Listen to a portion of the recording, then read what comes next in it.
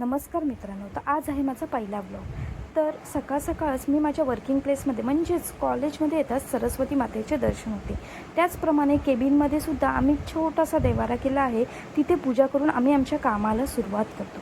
खरंच कॉलेजमध्ये येताच काम करण्यामध्ये एवढा वेळ कसा निघून जातो ते समजतच नाही.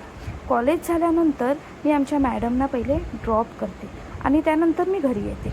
आमच्या घराच्या बाहेरच आमचा गणपतीचा कारखाना आहे. गणपती बाप्पाचं दर्शन होताच मन एकदम आनंदित होते. त्याचप्रमाणे स्वामींनीही माझी वाट बघत असते, त्यामुळे तिला पाहून मला अजून आनंद होतो. घरी गेल्यानंतर पहिले मी सगळ्यांना जेवायला वाढलो. त्यानंतर स्वामींना भरवून घेते आणि थोडा आराम केल्यानंतर कारखान्यामध्ये चहा ठेवते आणि लगेच संध्याकाळच्या तयारीला लागली. संध्याकाळी आज करायची होती पावभाजी, त्याच्यामुळे मी आधीच प्रिपरेशन करून ठेवलं होतं.